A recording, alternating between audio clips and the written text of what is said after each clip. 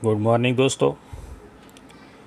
कक्षा 12 सांख्यिकी में आज से हम सांख्यिकी का जो दूसरा भाग है किताब का, उसमें पहला पाठ हम शुरू करने जा रहे हैं। संभावना ऐसे बहुत ही आसान है, लेकिन कई बच्चे पहले से उसको ध्यान से देखते नहीं हैं तो मुश्किल लगता है। आप लोग ठीक से पहले से तैयारी कीजिए, कुछ मुश्किलें नहीं आएगी। तो शुरुआत में कुछ प्रस्तावनाएं दी गई हैं, ठीक है।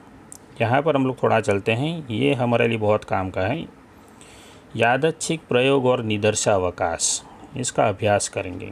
यादच्छिक प्रयोग, तो पहले एक प्रयोग देखते हैं हम लोग कि एक सिक्के को यदि उछाला जाए तो हमें मात्र दो परिणाम प्राप्त होते हैं, छाप और कांटा। छाप को हम एच कहेंगे और कांटे को टी कहेंगे। इसमें से हमें सिक्के को उछालने पर कोई एक परिणाम ही मिलेगा। इस प्रकार सिक्के उछालने के प्रयोग में संभवित दो परिणाम हमें प्राप्त होते हैं, लेकिन कौन सा परिणाम मिलेगा उसे निश्चित रूप से प्रयोग से पहले नहीं कहा जा सकता। दूसरा प्रयोग देखते हैं इसी प्रकार से।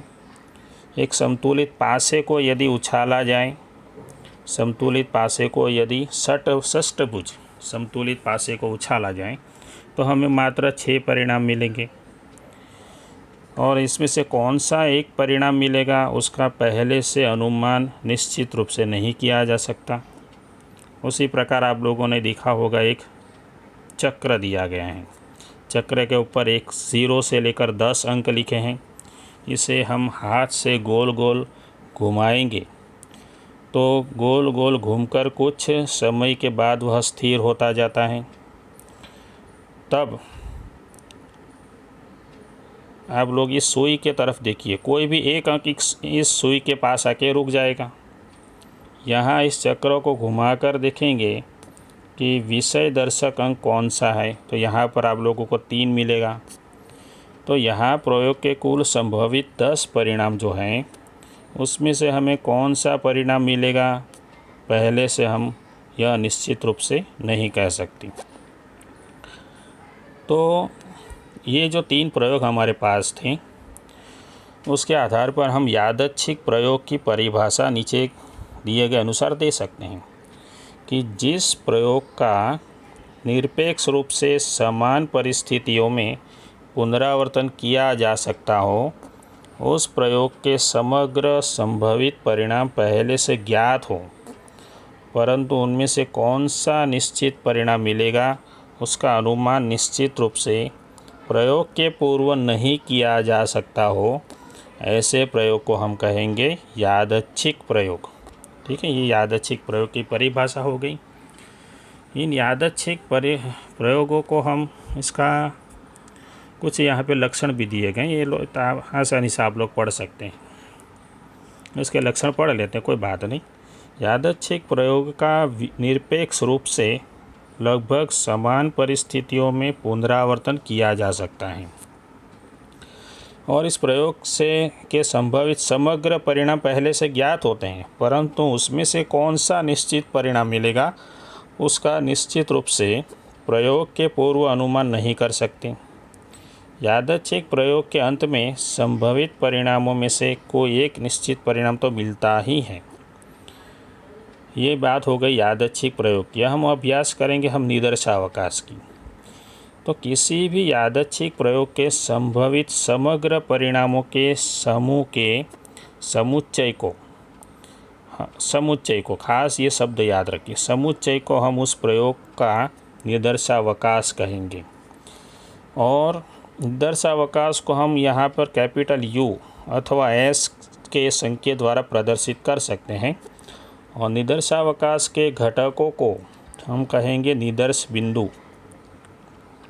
देखते हैं निदर्शावकाश प्रयोग एक में देखिए कि एक सिक्के को उछाला जाए तो हमें पता ही है कि इसके कुल 2 परिणाम ही मिलेंगे, इसलिए इसका निदर्शावकाश हो गया HT अथवा TH भी लिख सकते हैं। तो ये हो गया निदर्शावकाश। इस प्रकार से जो ऐसे लिखा जाता है यह समुच्चय हो गया, इसके अंदर हम जो परिणाम लिखते हैं उसको हम कहेंगे निदर्शावकाश। ठीक है, चलते हैं प्रयोग नंबर 2 में। तो हमारे पास 6 परिणाम मिलेंगे। पासे को उछालने पर 6 परिणाम मिलते हैं, तो उसका निदर्शावकाश हो गया 1 2 3 4 5 6। प्रयोग 3 में हमने देखा था पहले कुल 10 परिणाम थे, तो उसका निदर्शावकाश कुछ इस प्रकार होगा। ये सभी यहाँ पर आप लोग देखेंगे तो 0 1 2 3 4 5 6 सभी यहाँ पे उदाहरण दिए गए हैं, पढ़ सकते हैं, देख सकते हैं। आगे बात करेंगे हम शांत निदर्शावकाश। तो यादृच्छिक प्रयोग के निदर्शावकाश में कुल संभवित परिणामों की संख्या परिमित हो तो ऐसे निदर्शावकाश को हम शांत निदर्शावकाश कहते हैं।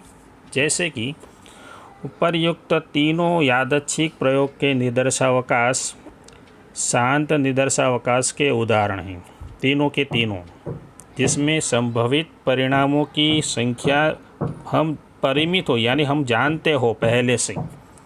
जबकि अनंत निदर्शावकाश की बात करें तो यादृच्छिक प्रयोग के निदर्शावकाश में कुल संभवित परिणामों की संख्या पहले से हमें पता नहीं हो, अपरिमित हो, तो उसे हम अनंत निदर्शावकाश कहेंगे।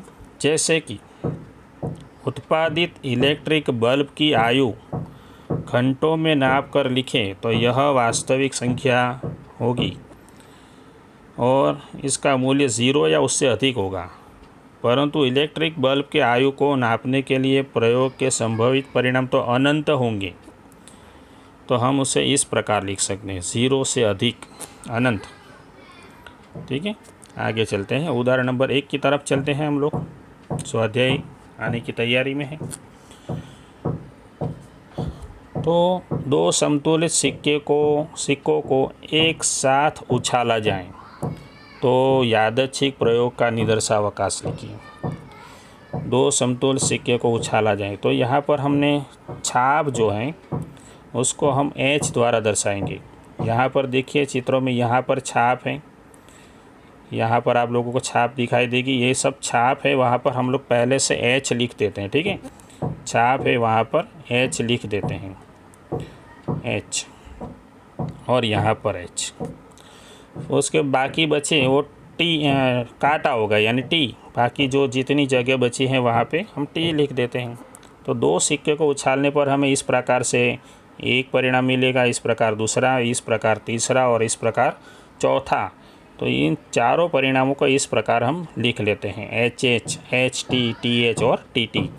तो 2 समतुलित सिक्कों को यदि उछाला जाए एक साथ तो हमें इस प्रकार से 4 परिणाम प्राप्त होते हैं।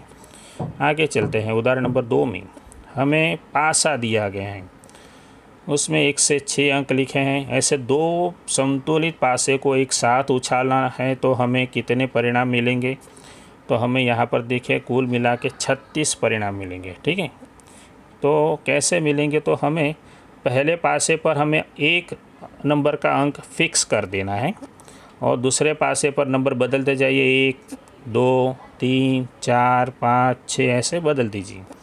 फिर दूसरी लाइन में हमें देखना है तो पहले पासे का अंक हमने 2 फिक्स कर दिया है और दूसरे पासे के अंक हम बदलते जाते हैं 1 2 3 4 5 6 करके। फिर हम आगे बढ़ेंगे, पहले पासे पर 3 फिक्स कर देंगे, फिर उसके बाद 4 को फिक्स करेंगे, 5 को फिक्स करेंगे और 6 को फिक्स कर देंगे। तो हमें अंत में ये वाला, इससे आगे तो परिणाम मिलेगा नहीं। इसे हम अथवा करके ऐसे भी लिख सकते हैं। ठीक है, तो 2 पासों को उछाला जाए तो 36 परिणाम मिलेंगे। ये खास करके बहुत ही महत्व का, इसे खास याद रख लीजिए। इसको यदि याद रखना हो तो थोड़ा एक आसान भी परिचय करा देता हूँ। देखिए, इसे 11 कहेंगे हम लोग, 11 12 13 14 15 16 ऐसे याद रख सकते हैं ऐसे। और जब एग्ज़ाम में लिखना हो तो ऐसे ही लिखना पड़ेगा आप लोगों को, 12 13 14 15 16 करके याद रख सकते हैं। इसमें फिर 21 22 23 24 25 26, यहाँ पर 31 32 33 34 35 36 ऐसे करके आप लोग याद रख सकते हैं। उदाहरण नंबर 3 में चलते हैं। एक फैक्ट्री में उत्पादित हुए 1000 इकाइयों की गुणवत्ता जांच में त्रुटि युक्त इकाइयों को खोजने के यादृच्छिक प्रयोग का निदर्शावकाश लिखिए। तो 1000 इकाइयाँ हैं, तो उत्पादन में त्रुटि युक्त इकाइयों की संख्या 0 से शुरू करनी पड़ेगी। 0 से लेकर हमें 1000 तक त्रुटियां मिल सकती हैं। चौथा उदाहरण कि प्रथम 4 प्राकृतिक संख्याएं जो होती हैं उसमें से एक साथ 3 संख्याओं को चयन करके उसका निदर्शावकाश लिखना है। 4 में से 3 संख्याओं को हम लोग इस प्रकार से लिख सकते हैं, कोई भी 3 संख्याओं को, हमें 4 ही परिणाम मिलेंगे। ठीक है, बहुत आसान है और इसका 4 ही परिणाम मिलेंगे उसके लिए तो 11वीं कक्षा में हमने ये सीखा हुआ है, तो इसके आधार पर पता चल जाता है। 5वां उदाहरण देखते हैं। प्राकृतिक संख्याओं में से किसी एक संख्या को यादृच्छिक रूप से चयन करने के यादृच्छिक प्रयोग का निदर्शावकाश। प्राकृतिक संख्याएं तो याद होगा आप लोगों को 1 से लेकर अनंत तक होती हैं, तो ये उसका यादृच्छिक निदर्शावकाश हो गया, यह अनंत हो गया। अब आगे चलते हैं घटनाओं के ऊपर। दोस्तों यहाँ से जो भी घटनाएं हम लोग सीख रहे हैं ये सभी आप लोगों को नोटबुक में लिखनी है। उदाहरण भी जो हमने किए हैं 1 से 5 उदाहरण, और ये सभी घटनाएं थ्योरी बहुत ही काम की हैं। तो देखते हैं, सबसे पहले तो घटना किसे कहते हैं। यादृच्छिक प्रयोग के निदर्शावकाश के उप समुच्चय को, यह जो आप लोग देख रहे हैं यह U यानी यादृच्छिक प्रयोग हैं U, उसके उप समुच्चय को, ये उसका उप समुच्चय हो गया A, उससे हम कहेंगे घटना। घटना को हम A, B या C किसी से भी दर्शा सकते हैं, बहुत सारे प्रकार है दर्शाने के। तो किसी भी घटना A के सानुकूल परिणामों को प्रदर्शित करते निश्चित बिंदुओं के समुच्चय की रचना की जाए तो उस निदर्शावकाश को U का उप समुच्चय कहते हैं। यह उप समुच्चय हो गया। ठीक है, चलो आगे चलते हैं। तो इसमें याद रखिए उप समुच्चय का ये निशान है बीच में।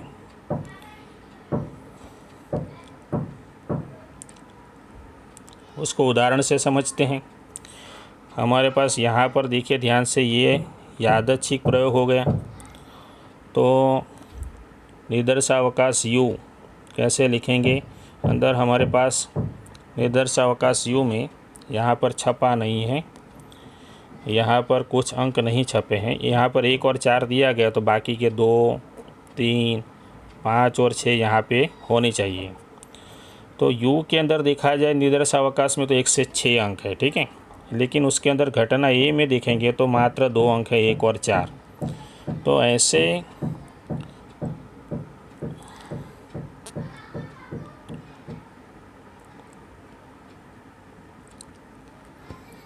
ये भी कुछ दिया गया, आप लोग पढ़ सकते हैं, कुछ खास नहीं है। असंभव घटना की ओर चलते हैं। यादृच्छिक प्रयोग के निदर्शावकाश के विशिष्ट उप समुच्चय फाई को अथवा इसको असंभव घटना कहते हैं। जब भी आप लोगों को ये निशान दिखाई दे ये वाले, तो उसे असंभव घटना कहेंगे। असंभव घटना अर्थात वह घटना जो कभी घटित नहीं हुई। असंभव घटना का संकेत हमारे पास 2 संकेत हैं। उसका उदाहरण है कि जैसे कि एक समतुलित सिक्के को उछालने से छाप और कांटा दोनों एक साथ मिले, वो तो असंभव हो गया। निश्चित घटना की बात करते हैं। तो यादृच्छिक प्रयोग के निदर्शावकाश के विशिष्ट उप समुच्चय U को निश्चित घटना कहते हैं, और जो घटना हमेशा के लिए घटित होती हैं उसे निश्चित घटना कहते हैं, और उसे भी हम U से प्रदर्शित करते हैं। जैसे कि शनिवार के पश्चात का दिन रविवार होगा। एक षष्ठभुज समतुलित पासे को उछालने पर उसकी ऊपरी भुजा पर मिला पूर्णांक 7 से छोटा होगा। ऐसी घटनाएं निश्चित घटनाएं हैं। पूरक घटना की बात करते हैं। तो हमारे पास यहाँ पर U है और ये उसका उप समुच्चय है। ठीक है, ये उसकी कोई घटना है तो निदर्शावकाश यू में हो परंतु घटना ए में न हो, ऐसे ही लाइन जो बनाई गई इन सभी को, सभी परिणामों या घटकों के समुच्चय को घटना ए की पूरक घटना कहते हैं। घटना ए की पूरक घटना ए को संकेत में हम ऐसे दर्शा सकते हैं।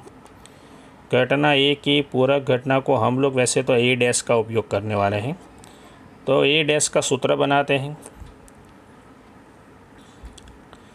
घटना ए की पूरक घटना यानी कि घटना ए न बने, घटना ए के सिवाय चित्र के द्वारा स्पष्ट समझ सकते, इसके सिवाय बाकी गोल ये जो घटना ये दिखाई दे रहा उसके बाहर का समग्र हिस्सा, पूरा का पूरा ये वाला हिस्सा हम लोग लेंगे, यानी कि हमें u में से a माइनस करना पड़ेगा। खास याद रखिए, बहुत ही काम का सूत्र है, बार बार आने वाला है आने वाले स्वाध्यायों में। a डैश यानी u माइनस a। पूरक घटना की बात हो गई तो उसका उदाहरण भी दिया गया है। उदाहरण देखते हैं। यहाँ पर घटना ए में सोमवार दिया गया है, तो और घटना यू में तो सभी के सभी 7 दिन आएंगे, तो u माइनस ए करते हैं। u में हमारे पास रविवार से लेकर शनिवार तक हैं, उसमें से सोमवार निकाल देते हैं। यहाँ पर देखिए 7 दिनों में से सोमवार निकाल दिया है, क्योंकि u में देखिए यहाँ पर ये 7 दिन हमें दिए गए हैं और घटना ए में सोमवार, तो सोमवार को निकाल के बाकी के लिख देना है। प्रतिच्छेद घटना की बात करते हैं। चित्र में ही पता चल जाता है, ये जो बीच में हिस्सा दिख रहा है वह प्रतिच्छेद है, उसे इस प्रकार दर्शाएंगे। तो माना कि u शांत निदर्शावकाश है तथा a और b उसकी कोई दो घटनाएं हैं, तो घटना a और घटना b दोनों एक साथ बने, उस घटना को घटना a तथा घटना b की प्रतिच्छेद घटना कहते हैं। दोनों एक साथ बने, शब्दों को ध्यान में रखिए, दोनों एक साथ बने, तो उसे हम संकेत में ऐसे दर्शा सकते हैं, ए प्रतिच्छेद बी, घटना ए और घटना बी की प्रतिच्छेद घटना, यानी दोनों घटनाएं एक साथ बनेगी, तो उसको उदाहरण से समझते हैं। यहाँ पर उदाहरण दिया गए, बहुत आसान भाषा में समझाया गया है, आप लोग थोड़ा सा खुद पढ़ के रखिए। योग घटना की बात करते हैं। पूरा का पूरा दोनों घटनाओं में सभी सदस्यों को ले लेना, ये सो पूरा आ जाएगा, ठीक है। माना कि घटना यू शांत निदर्शावकाश है तथा घटना ए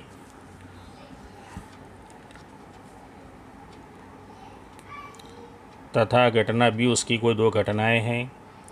घटना ए बने या घटना बी बने, अथवा घटना ए और घटना बी दोनों एक साथ बने, तो उस घटना को घटना ए और घटना बी की योग घटना कहते हैं। उसे हम ऐसे दर्शाएंगे u से। तो ये सभी संभावनाएं दी गई हैं कि ए योग घटना बी करके,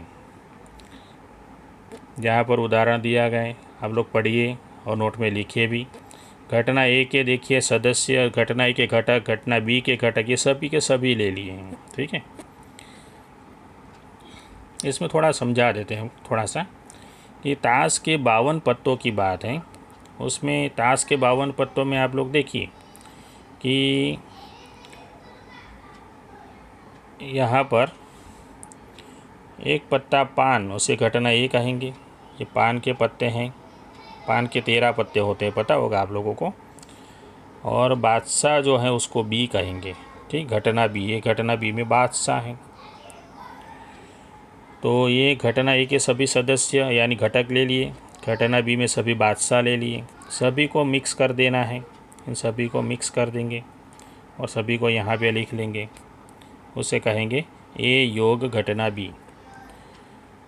तो उसके बाद परस्पर निवारक घटनाओं की बात करते हैं। तो माना कि u यह शांत निदर्शावकाश हैं तथा ए और b उसकी कोई दो घटनाएं हैं। यदि घटना ए और घटना बी दोनों एक साथ बन ही न सके, अर्थात कि ए प्रतिच्छेद बी फाई, बहुत ही खास रूप से याद रखिए इसे, ए प्रतिच्छेद बी इसे फाई यानी असंभव घटना। तो यानी घटना ए बने तो घटना बी न बने, यदि बी बने तो ए न बने, अर्थात ये दोनों घटनाएं परस्पर निवारक घटनाएं हो गई। उसको हम इस उदाहरण से समझ सकते हैं। अगर ये घटना बनती है तो ये नहीं बनेगी, अगर ये बन गए तो ये नहीं बनेगी, यानी दोनों घटनाएं परस्पर निवारक घटनाएं हैं। ठीक है, परस्पर निवारक घटनाएं। अंतर घटना तो यू शांत निदर्शावकाश और बी उसकी कोई दो घटनाएं। घटना ए बने परंतु घटना बी न बने। ऐसे घटकों के परिणामों के समुच्चय को घटना ए और घटना बी की अंतर घटना कहते हैं। उसे ए माइनस बी द्वारा दर्शा सकते हैं। ए माइनस बी यानी उसका ये लंबा सा सूत्र है। इस सूत्र में देखा जाए तो 4 हिस्से, 1, 2, 3 और 4 हिस्से हैं। चारों के चारों सूत्र याद रखने पड़ेंगे। चलते हैं आगे। यहाँ पर उदाहरण के द्वारा समझाया गया है। हाँ, ए माइनस बी और बी माइनस ए दोनों बताए गए हैं। ए माइनस बी हमने ऊपर देखा, यहाँ पर बी माइनस ए बताया गया है। उसका उदाहरण दिया गया है, आप लोग पढ़ सकते हैं। बहुत आसान बताया कि इसकी चर्चा मैं नहीं करूँगा। निःशेष घटनाओं की बात। यदि यादृच्छिक प्रयोग की घटनाओं के संभावित परिणामों का समूह निदर्शावकाश बने तब उस घटना को निःशेष घटनाएं कहते हैं।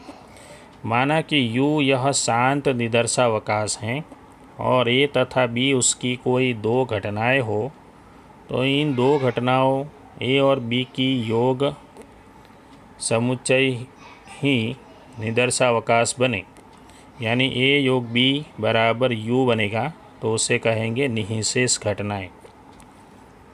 इसका उदाहरण यहाँ पे दिया गया है।